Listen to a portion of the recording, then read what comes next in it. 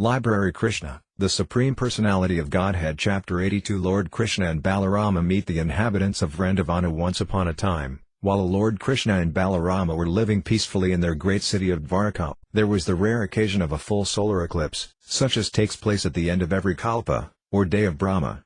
At the end of every kalpa the sun is covered by a great cloud, and incessant rain covers the lower planetary systems up to Svargalika. By astronomical calculation, people were informed about this great eclipse prior to its taking place, and therefore everyone, both men and women, decided to assemble at the holy place in Kṛṣṇa known as Śrīmad-Bhāgavatam. The Śrīmad-Bhāgavatam pilgrimage site is celebrated because Lord Ācārya performed great sacrifices there after killing all the Kshatriyas in the world 21 times. When Lord Ācārya killed all the Kshatriyas, their accumulated blood flowed like a stream. Lord Ācārya dug 5 big lakes at Śrīmad-Bhāgavatam and filled them with this blood. Lord Ācārya is Vishnu-tattva. As stated in the Upanishad, Vishnu-tattva cannot be contaminated by any sinful activity. Yet although Lord Ācārya is fully powerful and uncontaminated, in order to exhibit ideal character he performed great sacrifices at Śrīmad-Bhāgavatam to atone for his so-called sinful killing of the Kshatriyas. By his example, Lord Ācārya established that the killing art, although sometimes necessary, is not good. Lord Ācārya considered himself culpable for the sinful killing of the Kshatriyas, therefore, how much more culpable are we for such abominable, unsanctioned acts? Thus, from time immemorial the killing of living entities is prohibited all over the world. Taking advantage of the occasion of the solar eclipse, all important persons from all parts of Vṛndāvana visited the holy place of pilgrimage. Some of the important personalities are mentioned as follows. Among the elderly persons were Akrura, Vyāsadeva, and Ugrasena, and among the younger generation were Gada, Pradyumna, Samba and many other members of the Yadu dynasty who had come there with a view to atone for sinful activities accrued in the course of discharging their respective duties. Because almost all the members of the Yadu dynasty went to Kṛṣṇa, some important personalities, like Aniruddha, the son of Pradyumna, and Kritavarma, the commander-in-chief of the Yadu dynasty, along with Sukandra, Sukha, and Sarana, remained in Dwarka to protect the city. All the members of the Yadu dynasty were naturally very beautiful, yet on this occasion, when they appeared duly decorated with gold necklaces and flower garlands, dressed in valuable clothing and properly armed with their respective weapons, their natural beauty and personalities were 100 times enhanced. The members of the Yadu dynasty came to Kṛṣṇa in their gorgeously decorated chariots, which resembled the airplanes of the demigods and which were pulled by big horses that moved like the waves of the ocean. Some Yadus rode on sturdy, stalwart elephants that moved like the clouds in the sky. Their wives were carried on beautiful palanquins by beautiful men whose features resembled those of the Vidyadharas. The entire assembly looked as beautiful as an assembly of the demigods of heaven.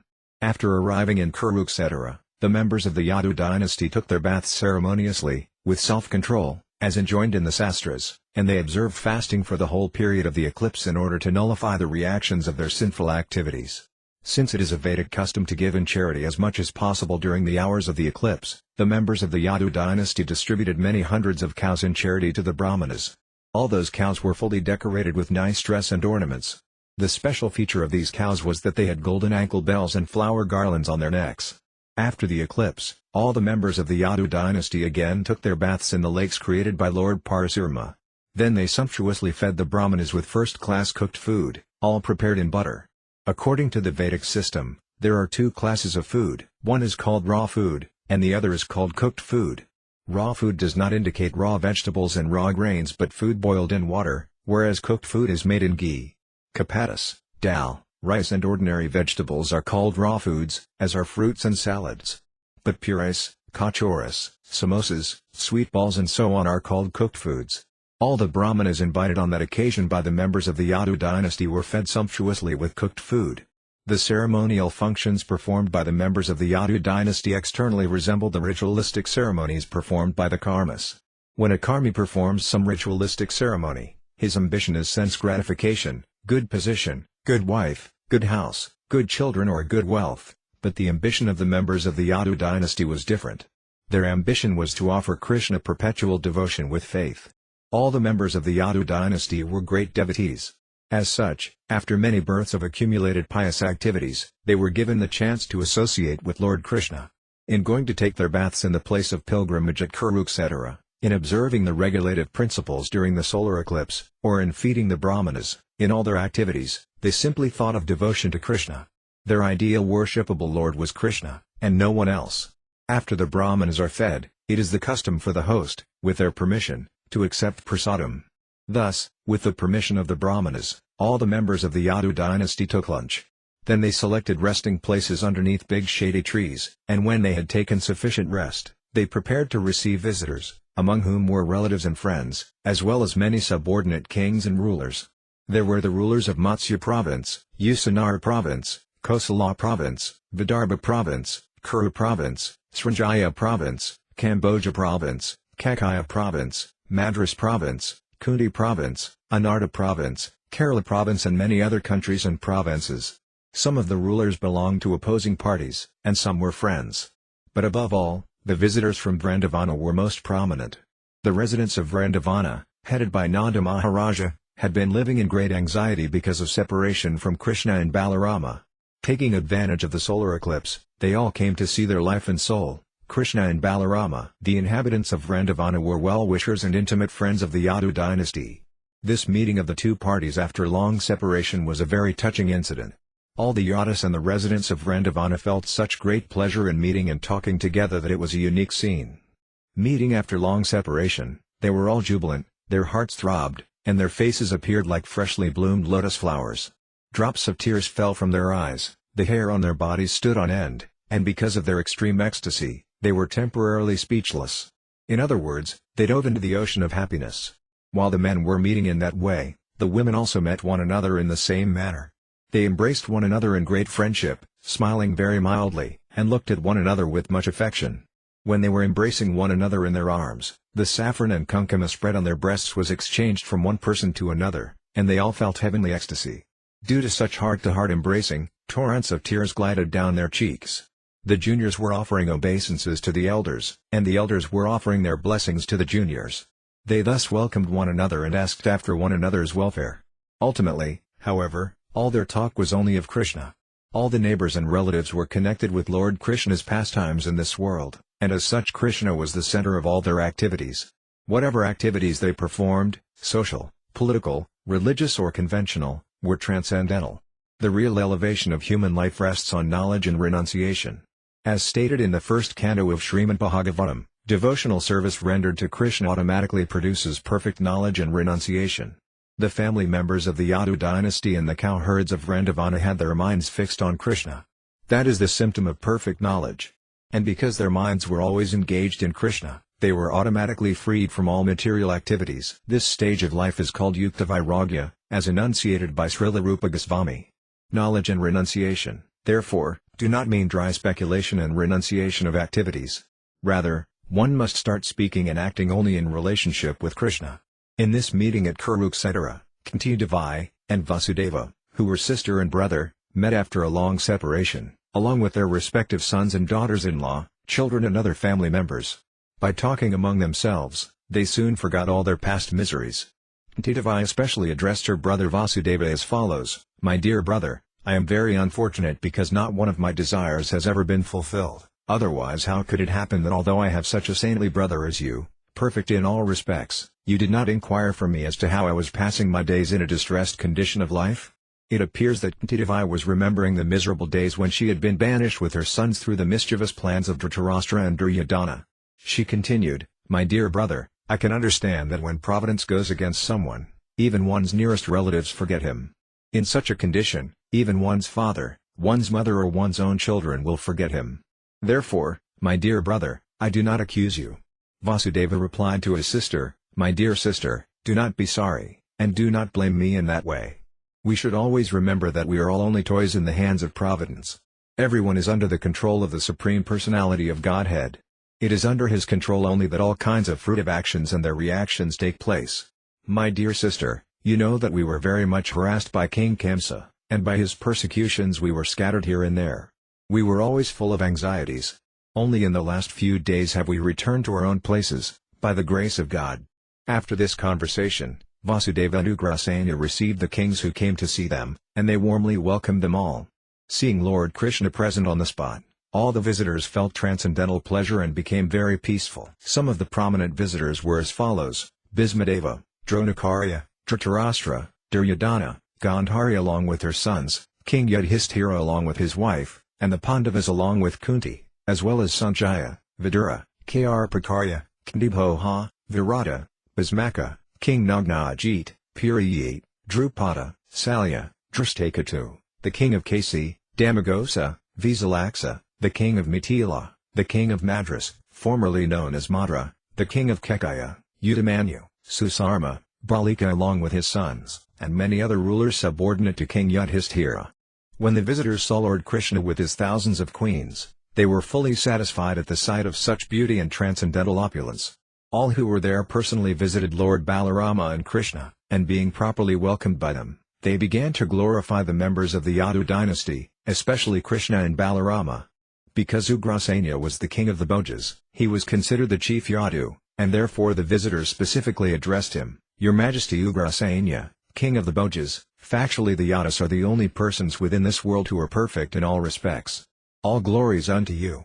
All glories unto you. The specific condition of your perfection is that you always see Lord Krishna, who is sought by many mystic yogis undergoing severe austerities and penances for great numbers of years. All of you are in direct touch with Lord Krishna at every moment. All the Vedic hymns glorify the Supreme Personality of Godhead, Krishna. The Ganges water is considered sanctified because of its being the water used to wash the lotus feet of Lord Krishna. The Vedic literatures are nothing but the injunctions of Lord Krishna. The purpose of the study of all the Vedas is to know Krishna, therefore, the words of Krishna and the message of his pastimes are always purifying. By the influence of time and circumstances, all the opulences of this world were almost completely wiped out, but since Krishna has appeared on this planet, all auspicious features have again appeared due to the touch of his lotus feet. Because of his presence, all our ambitions and desires are gradually being fulfilled. Your Majesty, King of the Bhojas, you are related with the Yadu dynasty by matrimonial relationship, and by blood relationship also. As a result, you are constantly associating with Lord Krishna, and you have no difficulty in seeing him or touching him at any time. Lord Krishna moves with you, talks with you, sits with you, rests with you and dines with you. The Yadus appear to be always engaged in worldly affairs, which are considered to be the royal road to hell, but due to the presence of Lord Krishna, the original personality of Godhead in the Vishnu category, who is omniscient, omnipresent and omnipotent, all of you are factually relieved from all material contamination and are situated in the transcendental position of liberation and Brahman existence. When Nanda Maharaja and the other residents of Vṛndāvana had heard that Krishna would be present in Kṛṣṇa because of the solar eclipse and that all the members of the Yadu dynasty would also be there, they had immediately prepared to go there. King Nanda, accompanied by his cowherd men, had loaded all their necessary paraphernalia on bullock carts, and all of the Vṛndāvana residents had come to Kṛṣṇa to see their beloved sons Lord Balarāma and Lord Krishna. When the cowherd men of Vṛndāvana arrived in Kṛṣṇa, all the members of the Yadu dynasty were most pleased. As soon as they saw the residents of Vṛndāvana, they stood up to welcome them and appeared to have regained their life. All the Yadus and Vṛndāvana residents had been very eager to meet, and when they actually came forward and met, they embraced one another to their heart's satisfaction and remained in embrace for a considerable time. As soon as Vyāsadeva saw Nanda Maharaja, Vyāsadeva jumped up and ran over to him and embraced him very affectionately. Vyāsadeva began to narrate his own past history, how he had been imprisoned by King Kamsa, how his babies had been killed, how immediately after Krishna's birth he had carried Krishna to the place of Nanda Maharaja, and how Kṛṣṇa and Balarāma had been raised by Nanda Maharaja and his queen, Vyāsadeva, as their own children. Similarly, Lord Balarāma and Krishna also embraced King Nanda and Mother Vyāsadeva, and then they offered their respect unto their lotus feet by bowing down. Because of their feeling affection for Nanda and Vyāsadeva, Lord Krishna and Balarāma became choked up, and for a few seconds they could not speak. The most fortunate King Nanda and Mother Vyāsadeva placed their sons on their laps and began to embrace them to their full satisfaction. Because of separation from Krishna and Balarāma, King Nanda and Vyāsadeva had been merged in great distress for a very long time. Now, after meeting them and embracing them, all their sufferings were mitigated. Then Krishna's mother, Devaki, and Balarāma's mother, Rohini, both embraced Mother Vyāsadeva. They said, "Dear Queen Vyāsadeva Devi, you and Nanda Maharaja have been great friends to us, and when we remember you we are immediately overwhelmed by the thought of your friendly activities. We are so indebted to you that even if we were to return your benediction by giving you the opulence of the King of Heaven, it would not be enough to repay you for your friendly behavior. We shall never forget your kindly behavior toward us." When Krishna and Balarāma were born, before they even saw their real father and mother, they were entrusted to your care, and you raise them as your own children, fostering them as birds take care of their offspring in the nest. You have nicely fed, nourished and loved them and have performed many auspicious religious ceremonies for their benefit. Actually they are not our sons, they belong to you. Nanda Maharaja and you are the real father and mother of Kṛṣṇa and Balarāma. As long as they were under your care they had not even a pinch of difficulty. Under your protection, they were completely out of the way of all kinds of fear. This most affectionate care which you have taken for them is completely befitting your elevated position. The most noble personalities do not discriminate between their own sons and the sons of others, and there cannot be any personalities more noble than Nanda Maharaja and you. As far as the Gopas of Vṛndāvana were concerned, from the very beginning of their lives they did not know anything beyond Krishna. Kṛṣṇa and Balarāma were their life and soul. The Gopas were so attached to Krishna that they could not tolerate not seeing him even momentarily when their eyelids blinked and impeded their vision. They condemned Brahma, the creator of the body, because he foolishly made eyelids which blinked and checked their seeing Krishna. Because they had been separated from Krishna for so many years, the Gopas, having come along with Nanda Maharaja and Mother Yasoda, felt intense ecstasy upon seeing Krishna. No one can even imagine how eager the Gopas were to see Krishna again. As soon as Krishna became visible to them, they took him inside their hearts through their eyes and embraced him to their full satisfaction. Even though they were embracing Krishna only mentally, they became so ecstatic and overwhelmed with joy that for the time being they completely forgot themselves. The ecstatic trance they achieved simply by mentally embracing Krishna is impossible to achieve even for great yogis constantly engaged in meditation on the Supreme Personality of Godhead. Krishna could understand that the Gopas were wrapped in ecstasy by embracing him in their minds, and therefore, since he is present in everyone's heart, he reciprocated the embracing from within. Krishna was sitting with Mother Yasoda and his other mothers, Devaki and Rohini, but when the mothers engaged in talking, he took the opportunity and went to a secluded place to meet the Gopas. As soon as he approached the Gopas, the Lord smiled, and after embracing them and inquiring about their welfare, he began to encourage them, saying, "My dear friends, you know that Lord Balarāma and I left Vṛndāvana just to please our relatives and family members. Thus we were long engaged in fighting with our enemies and were obliged to forget you, who were so much attached to me in love and affection. I can understand that I have been ungrateful to you, but still I know that you are faithful to me. May I inquire if you have been thinking of us, although we had to leave you behind? My dear Gopas, do you now dislike remembering me, considering me to have been ungrateful to you? Do you take my misbehavior with you very seriously? After all, you should know that it was not my intention to leave you. Our separation was ordained by Providence, who after all is the supreme controller and does as he desires. He causes the intermingling of different persons, and again disperses them as he desires. Sometimes we see that a strong wind will mingle together clouds, atomic particles of dust or broken pieces of cotton, and after the strong wind subsides, all the clouds, particles of dust and pieces of cotton are again separated, scattered in different places. Similarly, the Supreme Lord is the creator of everything. The objects we see are different manifestations of his energy. By his supreme will we are sometimes united and sometimes separated. We can therefore conclude that ultimately we are absolutely dependent on his will. Fortunately, you have developed loving affection for me, which is the only way to achieve the transcendental position of association with me.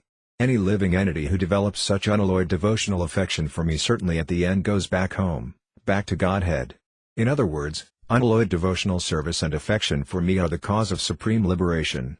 My dear Gopi friends, you may know from me that it is my energies only which are acting everywhere. Take, for example, an earthen pot. It is nothing but a combination of earth, water, air, fire and sky. It is always of the same physical composition, whether in its beginning, during its existence or after its annihilation.